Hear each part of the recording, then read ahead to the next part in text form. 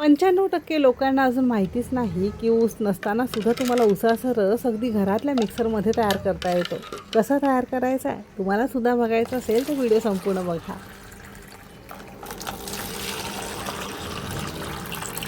तर उन्हाळ्याच्या दिवसांमध्ये शरीराला थंडावा देणारं मस्त थंडगार उसाचा रस बघणार आहोत.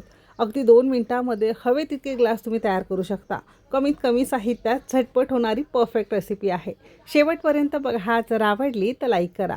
चॅनेलवर नवीन असाल सबस्क्राईब करा. बाजूची बेल घंटा नक्की क्लिक करा. चला तर मग सुरुवात करूया.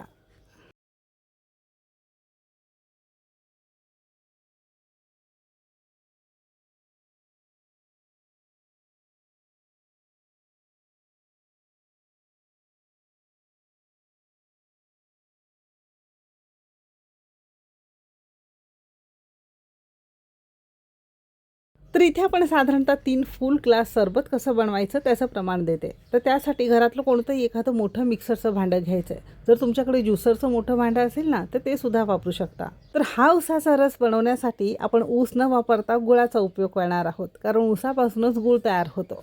इथे आपण साधारणतः अर्धा कप आणि वजनी म्हणाल तर 150 ग्राम प्रमाणात सेंद्रिय किंवा गावरान गूळ घेतलाय. जो घरामध्ये उपलब्ध असेल तो गूळ तुम्ही ते वापरू शकता. आता इथे साधारणतः 1-1.5 इंच आल्याचे सालं काढून आपण तुकडे घेतलेले आहे.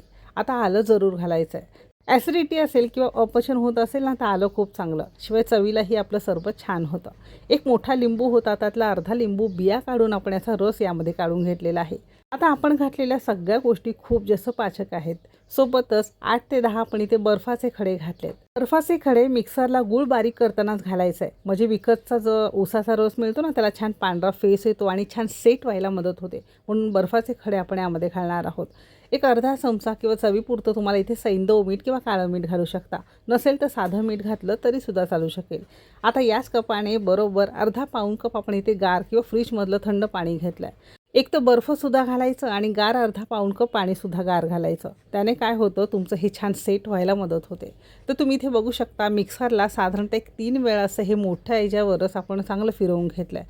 आता हवं असेल तर तुम्हाला हे गाळणीने गाळून घेता येतं. कधी कधी काय होतं, यामध्ये आपण आलं वापरलेलं आहे, मीठ वापरलेलं आहे. काळ्या मिठामध्ये सुद्धा हलके हलके खडे असतात. गुळाचे सुद्धा बऱ्याचदा यामध्ये खडे राहतात. म्हणून शक्यतो असं हे गाळून घेणं खूप जास्त गरजेचं आहे. तर गूळ तुम्हाला इथे दिसत असेल. हवं असेल तर चाळणीला थोडंसं घासून गूळ तुम्ही बारीक यामध्ये करून वापरू शकता. जे थोडेसे मोठ्या फोममध्ये आहे ते आपण काढून टाकलेले आहेत.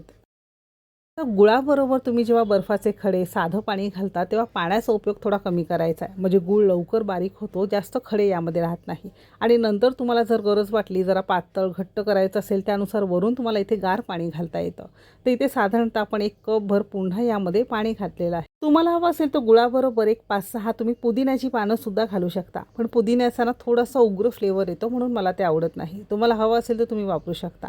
आणि जितकं पातळ घट्ट लागत असेल त्यानुसार पाणी घालायचं.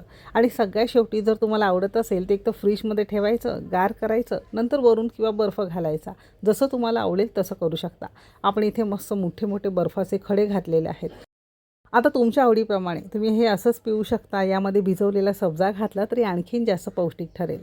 आता उन्हाळ्याच्या दिवसांमध्ये आपण घातलेल्या सगळे जिन्नस खूप शरीरासाठी थंड आहे, शिवाय पाचकसुद्धा.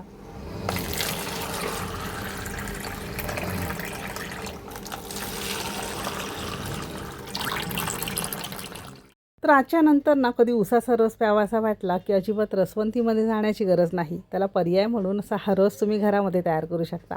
गूळ असेल किंवा लिंबाचा रस असेल, आलं असेल, आपल्या शरीरासाठी थंडावा देतं, शिवाय पाचकसुद्धा आहे. चवीलाही रस छान लागतो.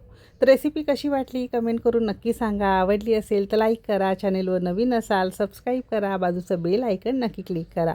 इथपर्यंत रेसिपी बघितल्याबद्दल सगळ्यांचे मनापासून आभार. चला तर मग भेटू एक मस्त आणि जबरदस्त रेसिपीसोबत. तोपर्यंत मस्त खा आणि स्वस्त रहा.